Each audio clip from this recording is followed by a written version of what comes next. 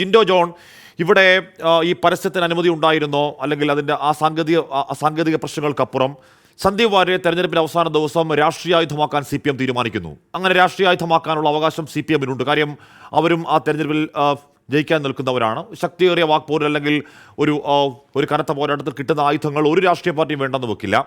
യഥാർത്ഥത്തിൽ സന്ദീപ് വാര്യരുടെ UDFിലേക്കുള്ള കടന്നുവരവ് ഒരു സർജിക്കൽ സൈറ്റ് എന്നൊക്കെ വാഴ്ത്തിപ്പാടപ്പെട്ടെങ്കിലും അതൊരു തിരിച്ചടിയായോ, അതൊരു ബൂമറാങ്ങായോ ജിൻഡോ?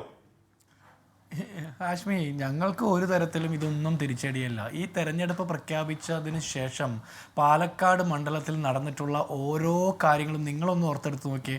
പാതിരായിലെ റെയ്ഡ് നാടകം ഉൾപ്പെടെ, അല്ലെങ്കിൽ സ്പിരിറ്റ് വേട്ട ഉൾപ്പെടെ, കള്ളപ്പണം പിടിക്കാൻ പോയത് ഉൾപ്പെടെ, അങ്ങനെ നിരന്തരം ഇരട്ട വോട്ട്, ഇതെല്ലാം അവസാനം CPMനെയും ഇടതുമുന്നണിയെയും തിരിഞ്ഞു കൊത്തുന്ന സാഹചര്യം ഉണ്ടായില്ലേ? ഇതിനിടയ്ക്ക് BJPയുമായി ബന്ധപ്പെട്ട ചില ആരോപണങ്ങളും വിഷയങ്ങളും വന്നിരുന്നു. കൊടകര കുഴൽപ്പണക്കേസുമായി ബന്ധപ്പെട്ട വെളിപ്പെടുത്തൽ വന്നിരുന്നു. അത് CPM പിടിച്ചില്ല. ശോഭാ സുരേന്ദ്രനുമായി ബന്ധപ്പെട്ട അതൃപ്തിയുമായി ബന്ധപ്പെട്ട വാർത്തകൾ വന്നു. അതും CPM പിടിച്ചില്ല. ശിവരാജൻ എന്ന് പറഞ്ഞ BJPയുടെ കേന്ദ്ര കമ്മിറ്റി അംഗത്തിൻ്റെയൊക്കെ പരസ്യ പ്രതിഷേധമൊക്കെ നമ്മൾ കണ്ടിട്ടുള്ളതാണ്. അതൊന്നും CPM പിടിച്ചില്ല. അവിടെ നിരവധി കൗൺസിലർമാർ കൃഷ്ണകുമാറിൻ്റെ ഇലക്ഷൻ കൺവെൻഷനിലും തെരഞ്ഞെടുപ്പ് യോഗങ്ങളിലും പങ്കെടുക്കുന്നില്ലെന്ന വാർത്ത വന്നു. ഇതൊന്നും CPM പിടിച്ചില്ല. CPM അതിനുശേഷം സന്ദീപ് വാര്യർ BJPയുമായിട്ട് പിണങ്ങിപ്പിരിഞ്ഞ് നിൽക്കുമ്പോൾ ക്രിസ്റ്റൽ ക്ലിയർ സഖാവാണ്, ദാർശനിക നിലപാട് പരിശോധിച്ചാൽ അദ്ദേഹത്തിന് ഒരിക്കലും RSS സ്വഭാവമില്ല എന്നൊക്കെ പറഞ്ഞ് ക്ഷണിക്കാൻ പുറകെ നടന്ന ആളുകളാണ് ഇവർ. ഈ സന്ദീപ് വാര്യർ അവസാനം കോൺഗ്രസിൽ ചേരാൻ തീരുമാനിച്ചപ്പോൾ മുതൽ അദ്ദേഹം വീണ്ടും ക്രിസ്റ്റൽ ക്ലാരിറ്റിയിൽ നിന്ന് നേരെ അദ്ദേഹം RSSൻ്റെ സംഘപരിവാറുകാരനായിട്ട് മാറപ്പെട്ടു എന്ന് പറഞ്ഞാൽ എങ്ങനെയാണ് അത് അംഗീകരിക്കുക പൊതുസമൂഹം? ഇനി അതെങ്ങനെയും ആയിക്കോട്ടെ, അവർക്ക് രാഷ്ട്രീയമായിട്ട് അവരുടെ പ്രചരണം നടത്താനുള്ള അവകാശമുണ്ട്, ആയിക്കോട്ടെ. പക്ഷേ തെരഞ്ഞെടുപ്പിൻ്റെ തലേ ദിവസം കൃത്യമായിട്ട് 2 പത്രങ്ങളെ തെരഞ്ഞെടുത്തുകൊണ്ട് ദേശാഭിമാനി പത്രത്തിൽ പോലും വാർത്ത കൊടുക്കാതെ, ഇത്തരത്തിലുള്ള പരസ്യം കൊടുക്കാതെ, ഈ 2 പത്രങ്ങളെ മാത്രം തെരഞ്ഞെടുത്തുകൊണ്ട് ഇങ്ങനൊരു വാർത്ത എന്ന് തെറ്റിദ്ധരിപ്പിക്കുന്ന രീതിയിലുള്ള പരസ്യം കൊടുക്കുന്നതിന്റെ ലക്ഷ്യം എന്താ? അതിന് MP രാജേഷ് ഇന്ന് വൈകിട്ട് മറുപടി പറയുന്നുണ്ട്. എന്തുകൊണ്ട് ചന്ദ്രിക, എന്തുകൊണ്ട് സിറാജ് എന്ന ചോദ്യത്തിന് ആ മേഖലയിൽ സർക്കുലേഷനുള്ള എന്നാൽ റേറ്റ് കുറവുള്ള പരസ്യങ്ങളായിരുന്നു ലക്ഷ്യം. ആ ലക്ഷ്യം സാധൂകരിക്കുന്നതാണ് ചന്ദ്രികയും സിറാജും. മാതൃഭൂമിക്ക് ഹിന്ദുവിനും പരസ്യം വേറെ നൽകിയിരുന്നു, അതിൽ കണ്ടന്റ് വേറെ ആണെങ്കിലും. അല്ല ഹാഷ്മി, ഞാൻ ചോദിക്കട്ടെ, ഇവരുടെ പത്രമാണല്ലോ നേരെ അറിയാൻ 2 കോടിയും നേരെ അറിയാൻ 1 കോടിയും നേരത്തെ അറിയാൻ 2 കോടിയൊക്കെ മേടിക്കുന്ന പത്രമല്ലേ ദേശാഭിമാനി? ഈ ദേശാഭിമാനി പത്രത്തിൽ എന്താ ഈ വാർത്ത കൊടുക്കാതിരുന്നത്, വാർത്ത എന്ന് തോന്നുന്ന പരസ്യം കൊടുക്കാതിരുന്നത്? അതെന്തുകൊണ്ടാണ്? ഇവരുടെ പത്രത്തിന് അവിടെ സർക്കുലേഷൻ ഇല്ലേ? ഇവരുടെ പത്രം അവിടുത്തെ മതന്യൂനപക്ഷങ്ങളിൽ വിഭാഗങ്ങളിൽപ്പെട്ട ആളുകൾ വായിക്കുന്നില്ലേ? ഇവരുടെ പത്രം ഈ പറഞ്ഞ സൈബർ കമ്മികൾ മാത്രം വായിക്കുന്ന ഒരു പത്രമായിട്ട് ഒതുങ്ങപ്പെട്ടോ? അവരുടെ പത്രത്തിൽ പോലും കൊടുക്കാൻ അറയ്ക്കുന്ന ഒരു വാർത്ത 2 പത്രങ്ങളിൽ പരസ്യത്തിൻ്റെ വ്യാജേന അതങ്ങനെ കൊടുക്കുകയാണ്. എന്നിട്ട് അവർ അതിനെ ന്യായീകരിക്കുന്നു. ഈ വാർത്ത കൊടുക്കാൻ, ഇത് വാർത്ത എന്ന് തന്നെ പറയണം.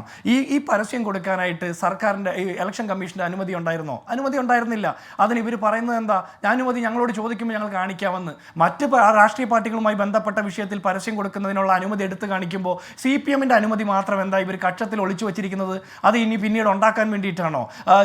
വിദ്യയുടെ മറ്റേ എക്സ്പീരിയൻസ് സർട്ടിഫിക്കറ്റ് ഉണ്ടാക്കിയ പോലെ ഇതിൻ്റെ അനുമതി പത്രവും ഉണ്ടാക്കിയെടുക്കാൻ വേണ്ടിയിട്ടാണോ? ഇവിടെ സന്ദീപ് വാര്യർ BJP വിട്ട് കോൺഗ്രസിൽ ചേർന്നതിൽ BJPയിൽ ഒരു ആശങ്കയുമില്ല.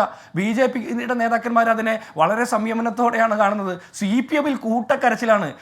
ഒരാളെങ്കിലും BJPയുടെ ചേരിയിൽ നിന്ന്, സംഘപരിവാർ ചേരിയിൽ നിന്ന് മതനിരപേക്ഷ ചേരിയിലേക്ക്, മതേതര ചേരിയിലേക്ക് മാറുന്നതിനെ CPM എന്തിനാണ് ഇത്ര വയ്ക്കുന്നത്? എനിക്ക് മനസ്സിലാകാത്തൊരു കാര്യമാണ്. അതുകൊണ്ടാണ് ഞാൻ പറയുന്നത്, RSSന് വേണ്ടിയിട്ട് വിടുപണി ചെയ്യുന്ന പരിപാടി പിണറായി വിജയൻ എടുക്കുമ്പോൾ കൂട്ടപ്പണി എടുക്കുകയാണ് CPM. അതുകൊണ്ടാണ് സന്ദീപ് വാര്യരെ ഇവർ പ്രതിയാക്കിക്കൊണ്ട് പരസ്യം ചെയ്യുന്നത്. ഈ ഇലക്ഷനിൽ 8.5 വർഷം കേരളം ഭരിച്ച സർക്കാരിൻ്റെ വികസന നേട്ടങ്ങൾ എണ്ണി പറഞ്ഞുകൊണ്ടാണ് ആ പരസ്യ പേജിൽ എവിടെയെങ്കിലും പിണറായി സർക്കാർ കഴിഞ്ഞ 8 വർഷക്കാലമായിട്ട് സാധാരണ ജനങ്ങൾക്ക് പാലക്കാട് മണ്ഡലത്തിലെ മനുഷ്യന്മാർക്ക് അനുഭവവേദ്യമായിട്ടുള്ള ഇന്ന വികസന പ്രവർത്തനങ്ങൾ ഞങ്ങൾ നടത്തിയിട്ടുണ്ടെന്ന് എണ്ണി പറയുന്ന ഒരു ലൈൻ ആ പരസ്യത്തിന്റെ ഏതെങ്കിലും ഭാഗത്ത് കാണിക്കാൻ പറ്റുമോ ഹാഷ്മി? മാതൃഭൂമിയിലുണ്ടായിരുന്നു. അല്ലാതെ മാതൃഭൂമിയിൽ ഹിന്ദുവിനും കൊടുത്ത പരസ്യത്തിൽ വികസനമായിരുന്നു എന്നേ പ്രമേയം. ഇപ്പോൾ അവിടുത്തെ ജില്ലാ സെക്രട്ടറി സുരേഷ് ബാബു ചോദിക്കുന്നു, ഞങ്ങളുടെ പാർട്ടി എന്ത് പരസ്യം കൊടുക്കണം, ഏത് പത്രത്തിൽ കൊടുക്കണം തീരുമാനിക്കുന്നത് ഞങ്ങളല്ലേ, അതിന് കോൺഗ്രസ് എന്തിനാണ് വേവലാതി? അല്ല, ഞങ്ങൾക്ക് കുഴപ്പമില്ല. ഇവർ ജാതിയും മതവും വെച്ചിട്ടാണ് പത്രപരസ്യം ചെയ്യുന്നതെങ്കിൽ, പത്രങ്ങളെ പോലും ആ രീതിയിലാണ് കാണുന്നതെങ്കിൽ ഇവരാണ് മതേതര പാർട്ടി എന്ന് പറയുന്നതിൽ യാതൊരു അവകാശമില്ല. ഒന്നാമത്തെ കാര്യം. 2, മാതൃഭൂമിയിൽ കൊടുത്ത ആ അവകാശവാദങ്ങൾ എന്തുകൊണ്ടാണ് ഈ പറഞ്ഞ സിറാജിലും സുപ്രഭാതത്തിലും കൊടുക്കാൻ ഇവർക്ക് തോന്നാത്തത്? ആ മതന്യൂനപക്ഷ വിഭാഗങ്ങളിൽപ്പെട്ട ആളുകൾ അത് വിശ്വസിക്കില്ലെന്ന് തോന്നിയിട്ടാണോ? ഇനി അതിനപ്പുറത്ത് ദേശാഭിമാനി പത്രത്തിൽ എന്തുകൊണ്ടാണ് ഇത് കൊടുക്കാത്തത്? സ്വന്തം സഖാക്കന്മാർ പോലും വിശ്വസിക്കാത്ത ഒരു കള്ള പ്രചരണമാണെന്ന് തോന്നിയത് കൊണ്ടാണ് സ്വന്തം പത്രത്തിൽ പോലും ഇത് കൊടുക്കാതിരുന്നത്. സ്വന്തം പത്രത്തിൽ വാർത്ത കൊടുക്കുന്നതിന് ഇവർക്ക് റേറ്റിൻ്റെ പ്രശ്നമില്ല. പ്രശ്നമില്ലല്ലോ, പരസ്യ ചാർജ് ഇല്ലല്ലോ, ഒരു പ്രശ്നമില്ലല്ലോ. ഇവർ OK വാസുവിനെ പോലെ അല്ലെങ്കിൽ അശോകനെ പോലെ ഉള്ള ആളുകളെ, ഇവരുടെ സഖാക്കന്മാരെ കൊന്ന് തള്ളിയ രക്തസാക്ഷികളാക്കിയ RSSന്റെയും BJPയുടെയും നേതാക്കന്മാരെ മാലയിട്ട് സ്വീകരിക്കുന്നതിന് ഇവർക്ക് ഒരു പരാതിയുമില്ല. രാഷ്ട്രീയ പ്രചരണം നടത്തിയ സന്ദീപ് വാര്യരെ പോലെ ഒരാൾ കോൺഗ്രസിൽ ചേരുന്നതിനെ കുറിച്ചിട്ടാണ് ഇവരുടെ കൂട്ടക്കരച്ചിൽ. നമുക്കത് മനസ്സിലാകുന്നില്ല. ഇവരതിന് പറയുന്നത് സന്ദീപ് വാര്യർ ഫേസ്ബുക്കിലെ പോസ്റ്റ് ഡിലീറ്റ് ചെയ്തിട്ടില്ലെന്ന്. സരിൻ പോസ്റ്റ് ഡിലീറ്റ് ചെയ്തിട്ടുണ്ടോ? സരിന്റെ ഫേസ്ബുക്കിൽ ഇപ്പോഴും പോസ്റ്റ് ഇല്ലേ? കൂട്ടബലാത്സംഗ ടീമിന്റെ ക്യാപ്റ്റനാണ് പിണറായി വിജയൻ എന്ന് പറയുന്നില്ലേ? ആ ടീമിൽ ഒരു അംഗമായിട്ടല്ല ഇപ്പോൾ അദ്ദേഹം മത്സരിക്കുന്നത്. അദ്ദേഹത്തിന്റെ ക്ലാരിറ്റി വരുത്തിയിട്ടാണ് അദ്ദേഹത്തിന് ഒരു സീറ്റ് കൊടുത്തത്. പറയുമ്പോൾ ഒരു മാന്യത വേണ്ട ഇതിനൊക്കെ.